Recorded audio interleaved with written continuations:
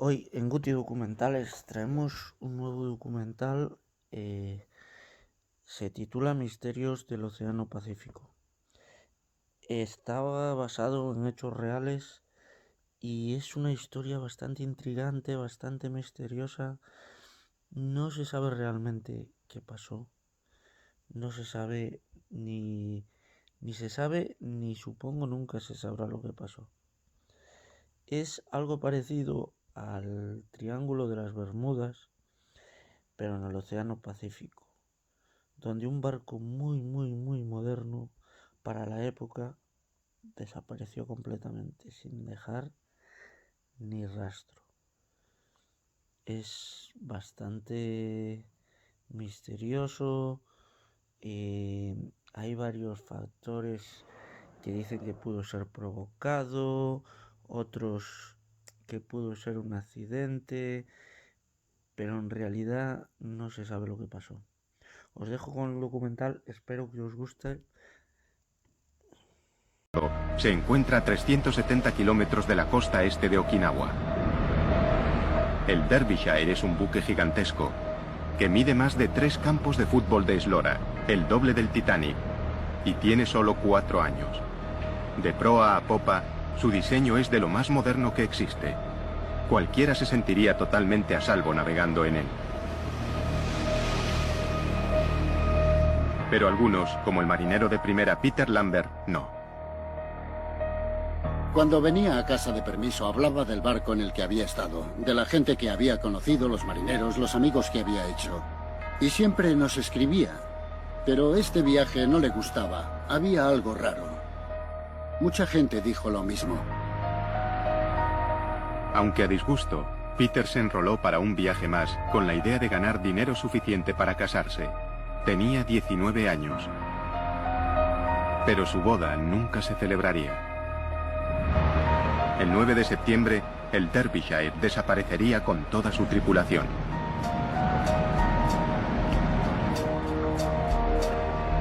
Era el barco británico más grande que se hubiera perdido nunca en el mar, y nadie se explicaba cómo. ¿Cómo podía este barco gigante, tripulado por marineros experimentados, desvanecerse sin más, sin haber hecho una llamada de socorro y sin dejar rastro? ¿Sería otra víctima de uno de los enigmas más aterradores y duraderos del Océano Pacífico?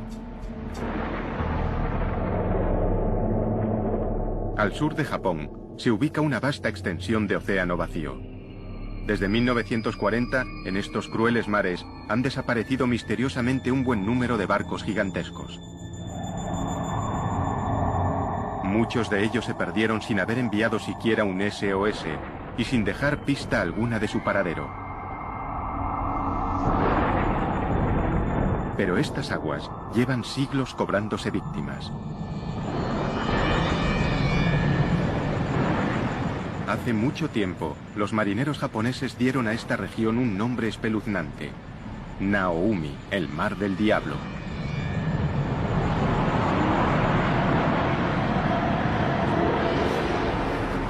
Las leyendas japonesas hablaban de fuerzas desconocidas que vencían a los buques más fuertes, y de grandes monstruos marinos que arrastraban a sus marineros a la muerte.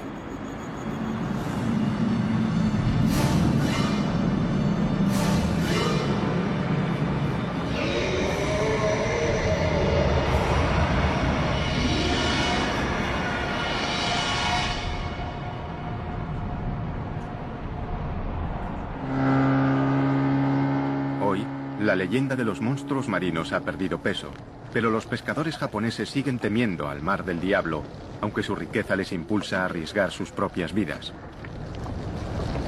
El mar del diablo es un mar de abundancia. Siempre hemos pescado allí. Pero aunque hay muchísimos peces, el precio por capturarlos a veces es muy alto. Este mar es distinto. Las olas cambian rápidamente y de modo impredecible.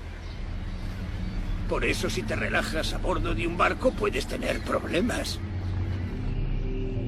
Intrigados por los continuos informes sobre desapariciones misteriosas, los investigadores han buscado patrones que pudieran resolver el enigma del mar del diablo.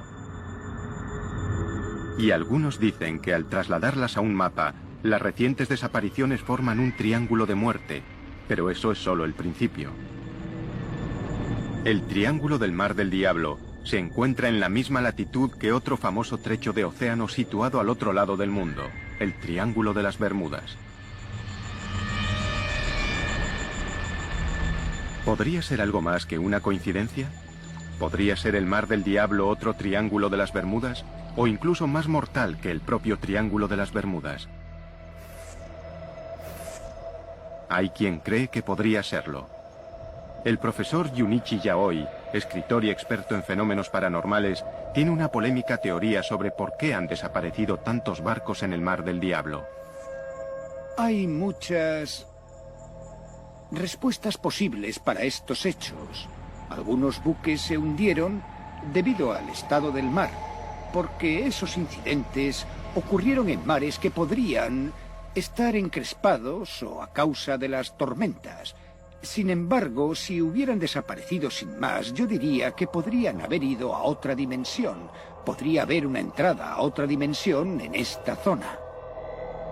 La mayoría de los científicos rechazan las teorías del profesor Yaoi por considerarlas ciencia ficción, pero en el Mar del Diablo siguen desapareciendo barcos.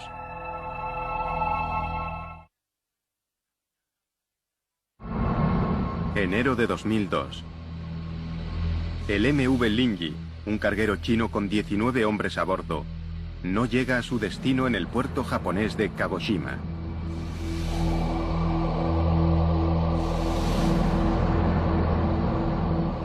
Pasan los meses y las autoridades son incapaces de explicar qué le ha pasado al Linji.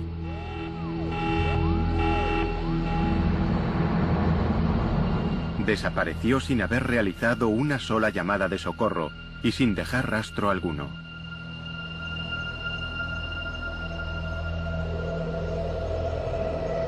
El profesor Yaoi tiene su propia teoría sobre lo que pudo haber ocurrido.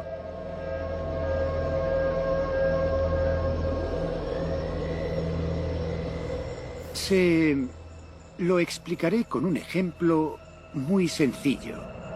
Imagínese una onda de radio. Como todos sabemos, los programas de televisión, ya sean dramáticos, documentales o informativos, se hacen en un estudio. Cuando se emiten, se convierten en ondas de radio que nosotros no podemos ver ni tocar. Lo que quiero decir es que quizás la dimensión diferente está aquí, en el lugar en que vivimos, pero nosotros no podemos verla ni tocarla.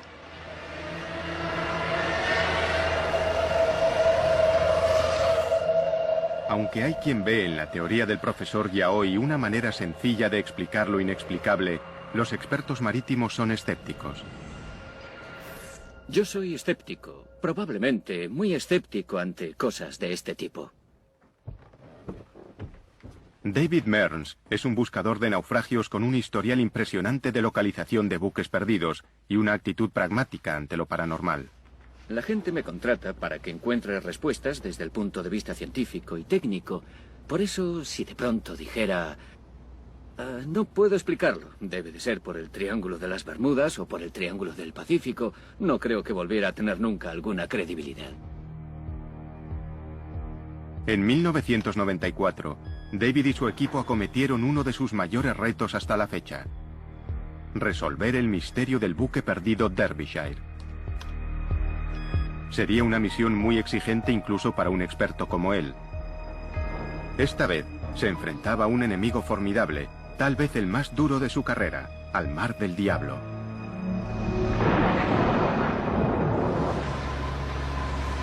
Los miembros del Escuadrón 47 saben lo difícil que es encontrar algo en la monotonía de este océano. Los ojos de la Armada de los Estados Unidos en el cielo se encargan de la guerra antisubmarina, la vigilancia y las operaciones de búsqueda y rescate. No hay ningún lugar de la región al que no podamos ir en un periodo razonable de tiempo. Siempre tenemos un avión preparado para salir en una hora. Siempre está disponible para cualquier tipo de misión de búsqueda y rescate, de actividad de piratería o cualquier otra cosa. La patrulla 47 está en su puesto lo más rápido posible. Los aviadores conocen la región como la palma de su mano, pero ni siquiera ellos pueden explicar lo que han experimentado en este mar. Hay historias, rumores sobre cosas extrañas que les han ocurrido a los aparatos, pero también notamos cosas que a veces no quedan registradas. Por ejemplo, oímos algo que suena raro, volvemos atrás, ponemos la grabación y no está. Hay muchas historias sobre cinturones que se desabrochan y trampillas que se abren y cierran solas en zonas diferentes por las que volamos. En un trabajo tan peligroso y especializado como este, hay que estar prevenido. Los hombres y mujeres que vuelan por estos cielos hostiles saben que no son solo barcos los que desaparecen. Los cielos del Mar del Diablo se han cobrado su cuota de aviones. Y hay una desaparición misteriosa que obsesiona sobre todas las demás a las tripulaciones que sobrevuelan esta zona a diario. 22 de marzo de 1957, 4:48 de la mañana. Un avión de transporte Stratofighter C-97 de las Fuerzas Aéreas de los Estados Unidos despega de la isla Wake hacia el Aeropuerto Internacional de Tokio con 67 militares a bordo.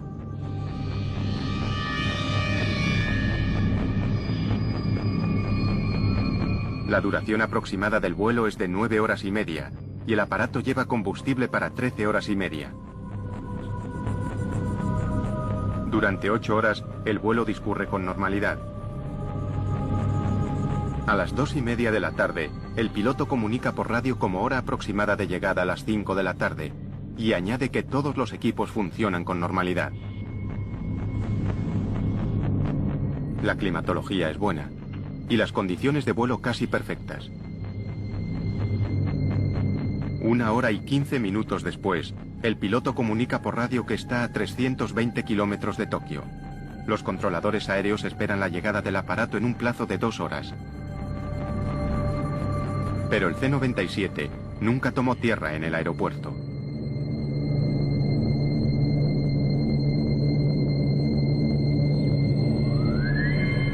Los equipos de vigilancia y rescate peinaron miles de kilómetros cuadrados de océano, reconstruyendo el recorrido del aparato.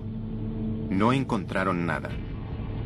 El gigantesco avión de transporte había desaparecido. Algo dentro o sobre el Mar del Diablo tenía poder suficiente para eliminar al enorme aparato sin dejar rastro. ¿Qué pudo haberle ocurrido a este formidable avión, fabricado para el combate y en condiciones perfectas para el vuelo? A día de hoy, nadie lo sabe. Sigue siendo un misterio y un peligro que los hombres y mujeres del ejército deben aceptar en el cumplimiento del deber.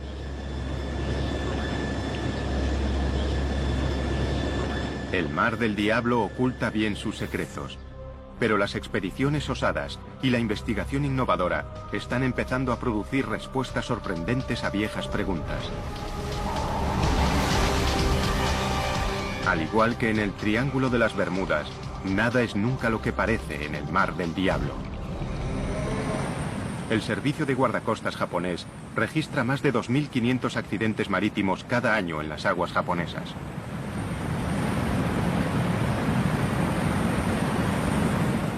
Estas aguas mortales son inmensas e implacables. Las posibilidades de dar con un barco perdido en esta zona hacen que encontrar una aguja en un pajar parezca fácil.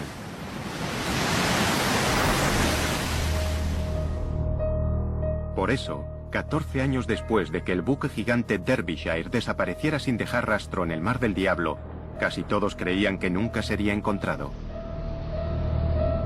El informe oficial culpó a las fuerzas de la naturaleza y el caso se cerró. Pero las familias de la tripulación del Derbyshire no iban a permitir que el suceso se olvidara. Querían respuestas. Lo único que queríamos eran pruebas que demostraran exactamente qué le había ocurrido al barco y por qué 44 personas habían muerto. La única manera de que se reabriera la investigación era que tuviéramos nuevas pruebas y estas se hallaban en el Derbyshire. Y todo el mundo estaba seguro, en la industria mercante, de que nunca encontraríamos ese barco. Pero las familias se negaron a rendirse.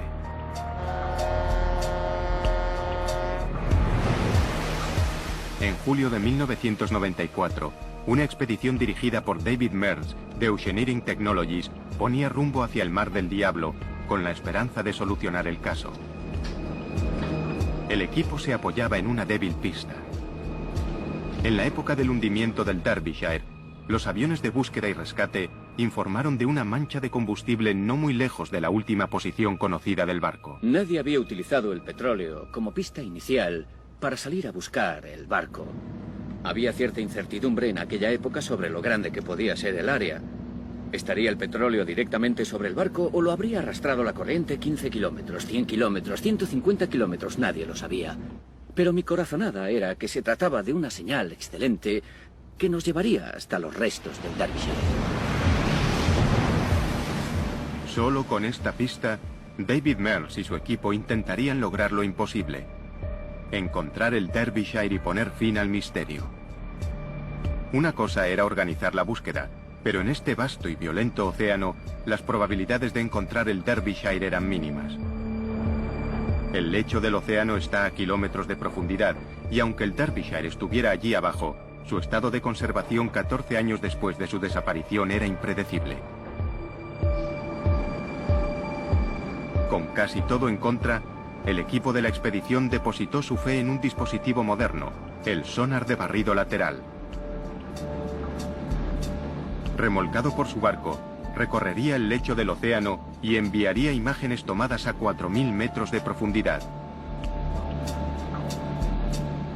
Pero estos barridos del sonar serían también una carrera contrarreloj. Cada día de búsqueda costaría decenas de miles de euros. El equipo de búsqueda solo tenía dinero para 8 días en el mar. El sonar de barrido lateral remolcable descendió al lecho del Mar del Diablo y comenzó a transmitir imágenes extrañas desde el fondo del océano. Para un profano, no eran más que un revoltijo de formas y sombras, pero a David Mears algo le llamó la atención. Sí, fíjate en esta altura. Al final de aquella línea empezamos a ver algunas cosas que parecían un poco sospechosas. Y cuando pasamos a la siguiente línea, vimos aún más indicios y finalmente en la tercera línea nos encontramos con algo que era un volumen grande, denso, de material duro, pero no podíamos saber si era una roca o restos del buque. Mira eso. ¿Sería el golpe de suerte que estaban esperando? El equipo sabía que el éxito o el fracaso de la expedición estaban en juego. Todo dependía de lo que consiguieran ver en la segunda pasada del sonar. Cuando nos estábamos acercando justo al punto en el que el sonar remolcable empezaba a captar imágenes, lo perdimos. Así, tal cual. Un cable doble de acero, muy resistente, se rompió. Y allá se fue nuestro sonar remolcable de 600.000 euros por la popa del barco y supimos que estaba perdido. El sonar de barrido lateral remolcable, su máxima oportunidad de éxito, yacía a 4.000 metros de profundidad en el fondo del mar. El tiempo se agotaba. Primer asalto para el Mar del Diablo. Antes de que se pudiera intentar una recuperación, una tormenta amenaza en el horizonte y el equipo debe preparar el barco para el inminente impacto. Son conscientes de lo que el clima puede cambiar aquí. En el recuerdo, una tormenta que devastó la armada más poderosa que haya surcado jamás los mares. Hoy, esa misma armada cuenta con una tecnología impresionante y ha aprendido de las lecciones de la historia. ¿Pero estarán destinados estos marineros a enfrentarse una vez más a la furia del Mar del Diablo?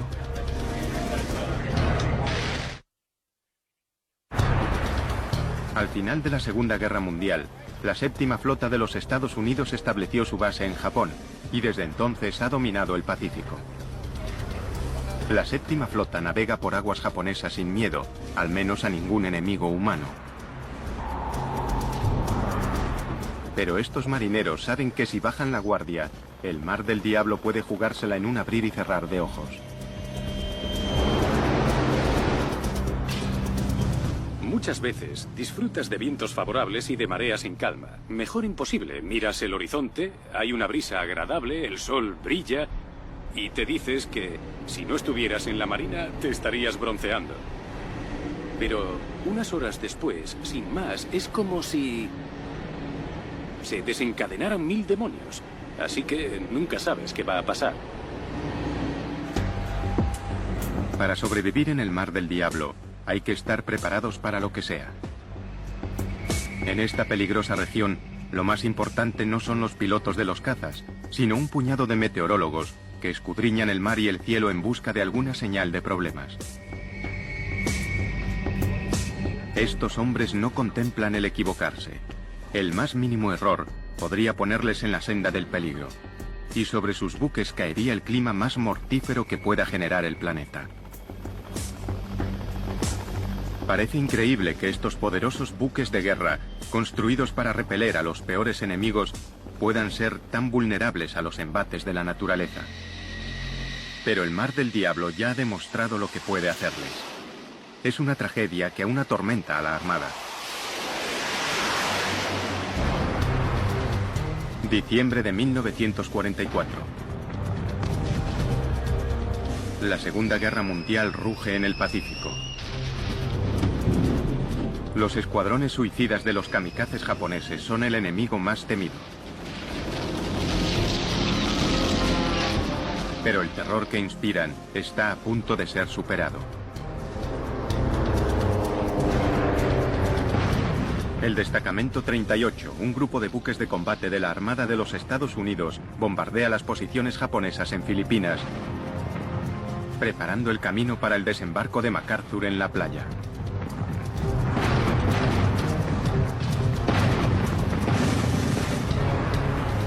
Después de 3 días de bombardeos, deben interrumpir el ataque y situarse en formación para repostar. Pero en el horizonte se está formando una fuerza mortal. Una fuerza mucho más destructiva que todo lo que los japoneses pudieran lanzarles. Mientras los barcos intentan repostar en un mar cada vez más difícil, les acecha la furia creciente de un poderoso tifón. Cuando la tormenta se desata, no hay donde esconderse. Los marineros del Destacamento 38 se ven luchando por salvar sus vidas. El mar es descrito como montañoso. Estaba muy encrespado. Los barcos se balanceaban. El viento estaba entre los 50 y 75 nudos con rachas que alcanzaban los 120. El nivel de ruido era terrible. Y por supuesto, los barcos se movían de lado a lado, arriba y abajo. Fue una experiencia aterradora para los hombres de a bordo. Hubo marineros que, aunque se habían enfrentado a la amenaza kamikaze, descubrieron que el tifón era la peor experiencia de sus vidas. Cuando cesó, habían muerto 765 marineros norteamericanos. Fue el peor desastre natural de la Armada de los Estados Unidos en el siglo XX. La poderosa flota, con las cicatrices de la tragedia bien visibles, regresó a puerto. El tifón asesino había pillado al Destacamento 38 por sorpresa. Para evitar que volviera a suceder un desastre parecido, la Armada estableció puestos de información meteorológica por todo el Pacífico.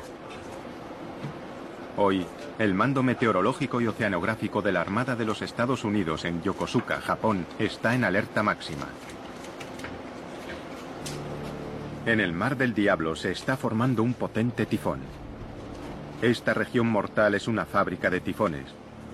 Sus aguas cálidas pueden generar hasta 30 tormentas asesinas al año.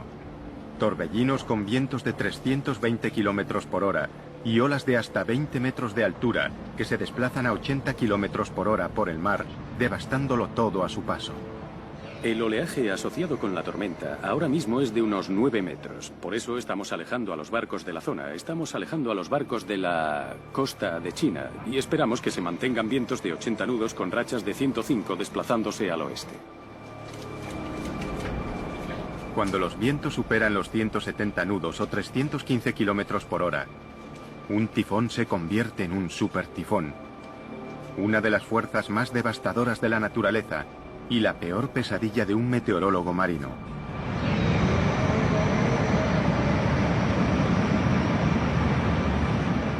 En un supertifón puede haber olas que superen bien los 10 metros y mucho mayores de lo que querrías encontrarte con un barco. Capaces de hundir barcos, hacerlos encallar, destruir instalaciones portuarias y casas en las islas y devastar absolutamente todo lo que se encuentran. Un viento de 170 nudos derrumbaría muros de hormigón y estructuras permanentes. La labor de un meteorólogo naval consiste en asegurarse de que si un monstruo meteorológico como este agita los mares, no se encuentre nunca con un buque de la Armada de los Estados Unidos. Si están lo suficientemente cerca de tierra, pueden capear el temporal en la seguridad relativa de un puerto, pero los buques que están muy lejos de la costa no tienen otra opción que afrontar la tormenta. Muchos de los barcos perdidos en el Mar del Diablo han desaparecido durante los peores meses de invierno, cuando las tormentas son más frecuentes y mortales. Pero estos son buques gigantes, pensados para resistir las peores condiciones. Un tifón solo no podría hundirlos. Cuando el gigantesco carguero Derbyshire puso rumbo hacia el Mar del Diablo, era septiembre de 1980, la peor época en la estación de los tifones.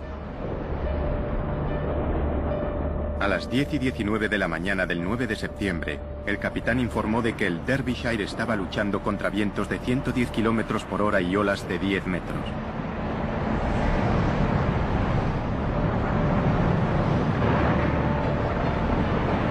Pero el capitán no estaba especialmente preocupado. Se mostraba confiado en que un barco tan grande y tan bien diseñado como el suyo no debería tener problemas para mantenerse a flote aún en esas condiciones. Comunicó por radio que su llegada a puerto no se retrasaría más que unos días. Pero el Derbyshire desapareció sin dejar rastro. ¿Cómo pudo equivocarse tan trágicamente? ¿Estará enterrada la respuesta bajo las olas? Hoy, los investigadores están desvelando los secretos más profundos del Mar del Diablo. El Instituto Japonés de Ciencia y Tecnología Marina envía regularmente un equipo a estas oscuras profundidades. El sumergible Shinkai 6500 es el orgullo de la flota. Fabricado para sumergirse hasta el fondo de los océanos más profundos del mundo. Los científicos marinos pasan largas horas en las tinieblas de las profundidades, explorando un mundo nunca visto a una escala casi increíble. En algunos lugares, las fallas en el lecho del océano caen hasta 12.000 metros por debajo de la superficie del mar. Si la montaña más alta del mundo, el Monte Everest, se alzara desde este abismo, aún estaría más de 2 kilómetros bajo las olas. Los investigadores no han hecho más que rascar la superficie de este mundo submarino. ¿Podría ser esta la última morada de los submarinos de la Segunda Guerra Mundial perdidos por causas desconocidas? ¿Quién sabe qué podrían ocultar estas profundidades sombrías?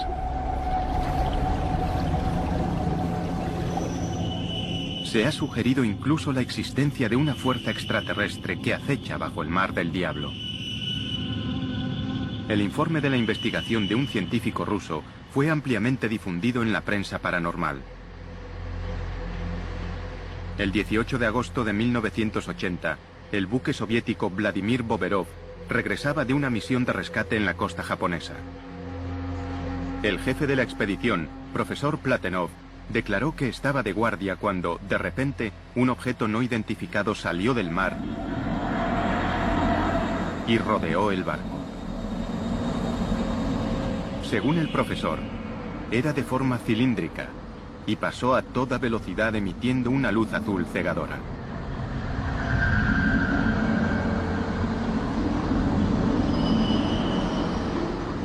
El profesor declaró que aquel extraño aparato no se parecía a nada de este mundo. El objeto dio vueltas alrededor del barco durante varios minutos y se volvió a sumergir en el océano tan rápidamente como había aparecido. A lo largo de los años, se habían contado historias similares que habían acrecentado la leyenda del Mar del Diablo. Pero hay otra explicación para los objetos extraños que salen del agua. Los científicos japoneses rechazan la idea de una fuerza extraterrestre submarina. Para ser sincero, casi todos los fenómenos son explicables con los conocimientos de que disponemos, aunque nunca he visto un fenómeno tan extraño. ¿Qué fuerza natural puede enviar objetos hacia una superficie que está a kilómetros de distancia? Una posible respuesta se halla en el abismo occidental del Mar del Diablo, donde el núcleo fundido de la Tierra amenaza con salir a través de la frágil corteza. Sin previo aviso, desde el lecho del océano pueden surgir fuerzas violentas y desaparecer después con igual rapidez, sin dejar ninguna prueba de su furia, excepto tal vez el misterio de un buque desaparecido. En los años 50, el New York Times informó de una desaparición misteriosa que atrajo por primera vez la atención mundial sobre el Mar del Diablo.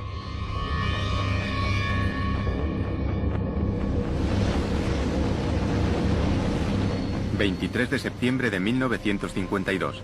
el Kayumaru 5, un buque de investigación de los guardacostas japoneses con 31 personas a bordo, se dirige hacia el arrecife Myojin, en el Mar del Diablo, para estudiar una extraña actividad submarina. Dada la buena marcha que llevan, la tripulación espera llegar al arrecife en menos de un día. Pero después de 3 días de silencio de radio, las autoridades declaran el buque desaparecido.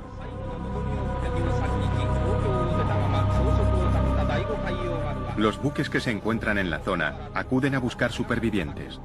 Ningún tripulante del Kayumaru aparecería. El misterio crece hasta que, por casualidad, los equipos de búsqueda son testigos de un violento fenómeno natural.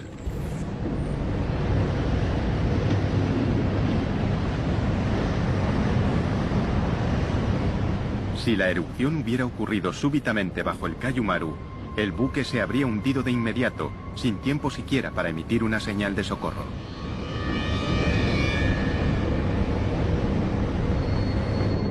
Se encontraron algunos restos de un naufragio, pero ninguno con el nombre del barco, y no hubo supervivientes que contaran lo ocurrido. El destino del Kayumaru seguiría siendo un secreto del Mar del Diablo.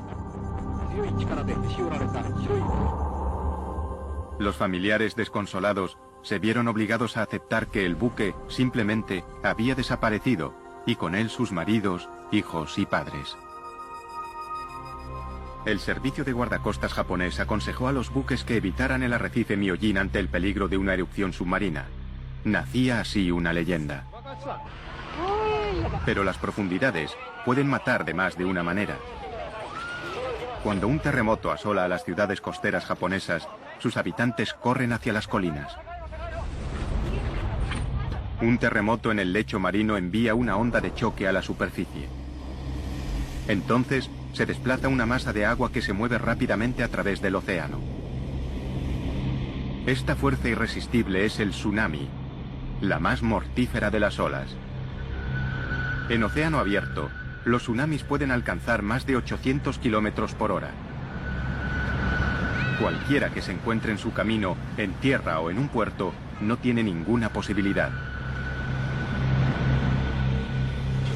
De pequeño, Takeo Suzuki fue uno de los pocos afortunados que sobrevivieron cuando un tsunami aniquiló su aldea. Fue realmente terrible. A las 12 en punto se produjo el terremoto. Unos minutos después llegó el tsunami. La gente intentó huir. Los que murieron no estaban muy lejos de nosotros, pero por desgracia murieron.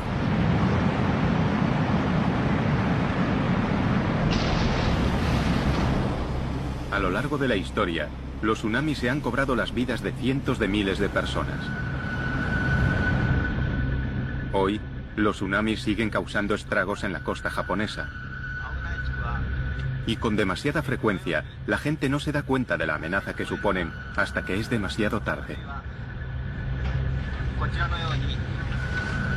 Nadie conoce mejor la impresionante fuerza de un tsunami que Chip McCreary, del Centro de Advertencia de Tsunamis del Pacífico. Un tsunami incluso de 3 metros es muy devastador, porque el nivel del mar se eleva a 3 metros y se queda a esa altura durante 5 minutos, 10 minutos, 15 minutos. Y durante ese periodo de tiempo, llega mucha agua a la orilla y a gran velocidad. Esto no solo produce inundaciones, sino que la fuerza del agua derriba cosas y arrastra escombros que a su vez se convierten en arietes. Algunos expertos han sugerido que estas olas monstruosas podrían ser las responsables de la desaparición de buques en el Mar del Diablo. Pero quienes mejor conocen los tsunamis afirman que es poco probable. Un tsunami muy destructivo solo alcanzaría 1 metro o menos de altura en mar abierto. Y como estas olas son muy anchas, el tiempo que la ola necesita para levantarse y después volver a bajar es muy largo. Podría ser de entre 20 minutos y 1 hora. Así que este lento ascenso y descenso del mar en medio del océano pasa casi inadvertido. Aunque provocan enormes destrozos en la costa, no se puede culpar a los tsunamis de la desaparición de un barco en el mar. En alta mar, el tiempo se agotaba para la expedición que buscaba al buque perdido Derbyshire. Habían obtenido un escáner prometedor del lecho marino donde presuntamente había desaparecido el barco. Pero antes de tener una identificación positiva, el sonar de barrido lateral remolcable se había perdido, reclamado por el Mar del Diablo. Ahora la tormenta amainaba y la misión podía continuar. Intentarían recuperar el sonar de barrido lateral e identificar el objetivo. ¿Pero estarían preparados para lo que encontrarían a 4.000 metros de profundidad?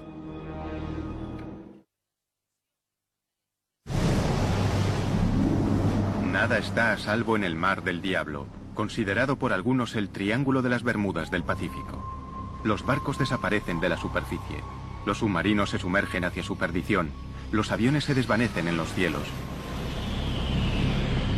Algunos culpan a fuerzas artificiales, otros a fuerzas naturales. Pero sin duda, se trata de una de las zonas más peligrosas y misteriosas de todos los océanos del planeta. Y una pieza del rompecabezas estaba resultando esquiva hasta la frustración.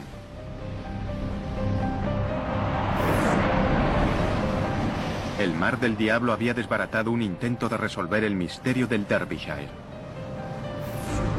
El equipo de la expedición había perdido su sonar de barrido lateral remolcable justo cuando empezaba a transmitir imágenes de una formación sospechosa en el fondo del océano. Ahora tendrían que organizar una misión de rescate, intentar recuperar el sonar remolcable e identificar el objetivo que se encontraba en el fondo. El equipo preparó su vehículo manejado a distancia, el ROV. Esta misión le exigiría el máximo. ¿Soportaría el armazón de titanio del ROV las presiones aplastantes que podría encontrar en su descenso? Unos finos cables eran lo único que mantenía unido este sumergible de tecnología punta al buque. Si algo salía mal a 4.000 metros de profundidad, desde la superficie no se podría hacer nada. La tensión era tremenda. Teníamos un elemento del equipo carísimo sumergido en el lecho del océano. Había un naufragio que era el que buscábamos. Pero si no obteníamos una imagen que lo demostrara, nadie nos creería. Y volver sin haber conseguido nada era fracasar en todos los frentes. Recuperamos el sonar remolcable. Y recuperar una sonda de 1 tonelada y subirla a cubierta fue algo técnicamente muy difícil de conseguir. Después teníamos que sumergirnos y nos quedaban 6 horas antes de tener que levar anclas y marcharnos del lugar. La ansiedad a bordo crecía a medida que llegaban de las tinieblas oscuras imágenes nunca vistas. El ROV captó un rastro de reluciente mineral de hierro, la carga que el Derbyshire transportaba cuando desapareció.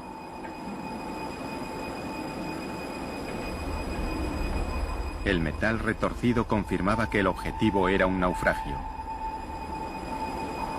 Y entonces, el momento que todos esperaban.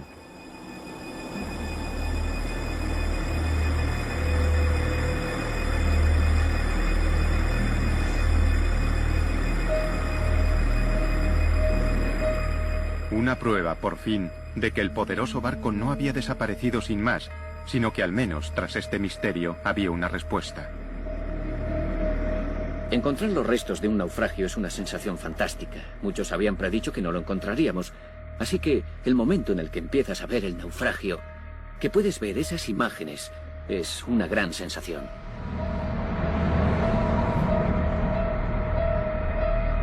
Para Paul Lambert, de la Asociación de Familiares del Derbyshire, la noticia supuso un alivio y una repentina y demoledora sensación de pérdida. Muchas familias, en el fondo, no habían aceptado que el Derbyshire se había hundido, porque hay un montón de islas desiertas en la zona y algunos familiares creían que sus maridos o sus hijos estarían en una isla desierta. Recordamos a aquellos que perdieron la vida en el mar, navegando en el buque mercante Derbyshire. Cuando el barco apareció, les arrebatamos esa idea y hubo muchas emociones enfrentadas. La realidad, de repente, de que tu ser querido no va a volver a casa. Aunque hayan pasado 14 años desde que se hundiera el barco, aún se aferraban a eso. Jeffrey Victor Underhill. Tras 14 dolorosos años, las familias de los desaparecidos tenían las respuestas que habían estado buscando. Raymond William Taylor. Peter Lambert. Nigel Coates. Contra todos los pronósticos y ante el desconcierto de los críticos, David Mills y su equipo habían conseguido lo imposible. Habían encontrado los restos retorcidos del Derbyshire. Pero la pregunta seguía ahí. ¿Qué acontecimiento catastrófico podía haberlo enviado al fondo del mar? Los hallazgos de la expedición ayudaron a los expertos marítimos a reconstruir los últimos momentos del malogrado buque. El Derbyshire se vio atrapado en un tifón del que no pudo salir. La separación entre las olas de la tormenta era equivalente a la eslora del buque. Por eso, cuando el Derbyshire descendía de una ola, metía la proa en la siguiente. Ola tras ola iban pasando sobre el barco, destrozando el equipo e inundando la bodega de proa. La proa estaba siempre dentro de las olas y creo que en aquel momento supieron que tenían problemas graves, pudieron sentirlo. Un patrón y una tripulación experimentados podían sentir la lentitud con la que el buque se elevaba hacia las olas porque ya sabían que la sección delantera estaba inundada. Con la proa bajo el agua, era solo cuestión de tiempo que las olas inundaran las escotillas de carga 1 y 2 y que el buque comenzara un descenso del que nunca se recuperaría. El mar, implacable, lo partió en 3 y lo aplastó a medida que se hundía. La tripulación no tenía escapatoria. No había forma de lanzar los botes salvavidas para salvarse. Solo podían esperar que el barco pudiera capear el temporal, aunque se estaba hundiendo. Pero creo que tan solo en unos minutos se dieron cuenta, posiblemente en unos 10 minutos supieron que no había forma de salvarse.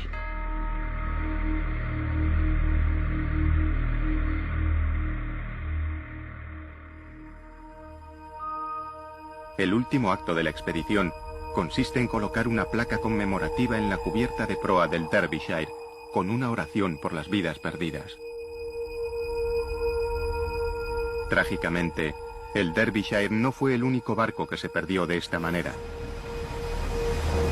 Tan solo unos años después de la desaparición del Derbyshire, sus 2 buques gemelos también fueron destrozados debido a los mismos defectos de diseño por tormentas que tendrían que haber superado. La tragedia del Derbyshire impulsó una mejora en las medidas de seguridad que ahora son normales en los nuevos barcos. Pero muchos viejos buques adolecen de los mismos defectos que causaron el final del Derbyshire.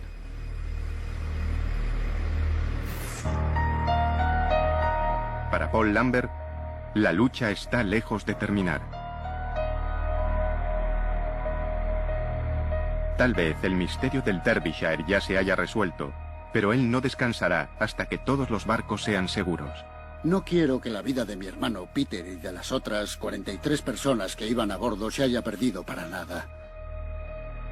Y la única manera de conseguirlo es que se plasmen en la práctica las recomendaciones. Quiero que la gente recuerde al Derbyshire y a las víctimas del naufragio.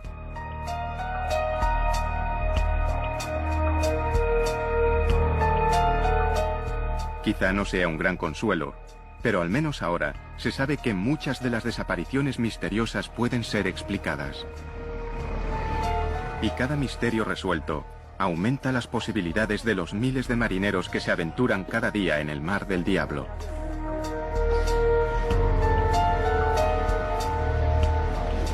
Los expertos marítimos confían en que, con el tiempo, hasta los misterios más confusos acabarán desvelando sus secretos.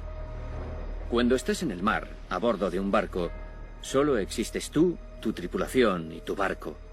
Ocurren cosas y nadie se entera. Y el Derbyshire fue uno de esos barcos de los que, si no hubiera aparecido, nadie sabría nunca nada. Y quienes quisieran pensar que había desaparecido por algún fenómeno inexplicado, podrían haberlo creído. Pero hemos demostrado que eso es falso. Ahora sabemos por qué se hundió. Y eso es lo que me hace confiar en que estas cosas son explicables. Al menos en el caso del Derbyshire. Pero para algunos, el enigma siempre estará ahí. Mucha gente se ha dado cuenta de que hay cosas que no podemos resolver, aunque haya habido grandes avances en la ciencia. Sin embargo, no creo que los que insisten en que no hay nada que la ciencia no pueda resolver cambien de opinión. Cientos de buques siguen surcando cada día esta enorme extensión de océano, desafiando a las fuerzas de la naturaleza y a los terrores de lo desconocido. Y mientras el mar del diablo sigue ocultando sus misterios, a los marineros solo les queda rezar para no perecer. Bueno, y hasta aquí el documental del misterio del Océano Pacífico. Espero que os haya gustado. No os olvidéis de dejar un buen like, comentar y suscribirse. Muchas gracias a todos.